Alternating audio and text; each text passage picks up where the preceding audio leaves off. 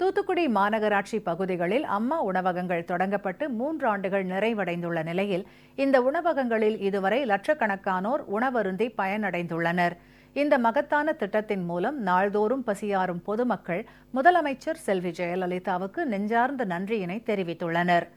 முதலமைச்சர் செல்வி ஜெயலலிதா ஏழை எளிய மக்களின் பசிப்பிணியை அறிந்து அதை போக்கும் வகையில் அம்மா உணவகம் திட்டத்தை தமிழகத்தில் அறிமுகப்படுத்தி மகத்தான சாதனை படைத்துள்ளார். பசியார பாடுபடும் தொழிலாளர்கள், ஆதரவின்றி பசியால் வாடுபவர்கள், எதிர்கால தூண்களான மாணாக்கர்கள் என அனைவரின் அகராதியிலும் பட்டினி என்ற வார்த்தையை இல்லாமல் செய்திடும் வகையில் அம்மா உணவகம் திட்டம் தமிழகத்தில் மிகச்சிறப்பாக சேவையாற்றி வருகிறது. சென்னையில் முதல் கட்டமாக தொடங்கப்பட்ட அம்மா உணவகங்கள் பின்னர் 9 மாநகராட்சிகளில் தொடங்கி வைக்கப்பட்டன. தூத்துக்குடியில் 10 இடங்களில் தொடங்கப்பட்ட அம்மா உணவகங்கள் அப்பகுதி மக்களிடையே பெரும் வரவேற்பை பெற்றுள்ளன. இந்நிலையில் தூத்துக்குடி மாநகராட்சி பகுதிகளில் அம்மா உணவகங்கள் தொடங்கப்பட்டு 3 ஆண்டுகள் இன்றுடன் நிறைவடைகிறது. கடந்த 3 ஆண்டுகளில் இந்த உணவகங்களில் 1,60,00,000 இட்லிகளும் 33,40,000 சாம்பார் சாதமும் அதே அளவில் தயிர் சாதமும் விற்பனையாகி உள்ளன.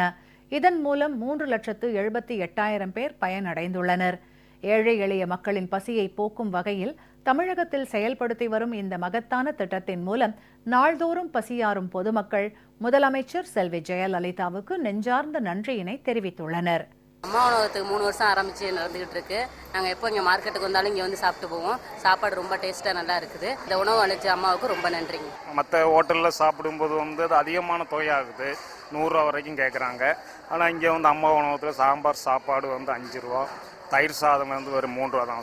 ஏழை எளிய மக்களுக்கு இது சரியான ஒரு வரவேற்பு அம்மா பெற்றிருக்கிறாங்க. அம்மா உணவு ஆரம்பிக்கிறது அம்மாவுக்கும் எங்கள் நன்றியை தெரிவித்துக் கொள்கிறோம்.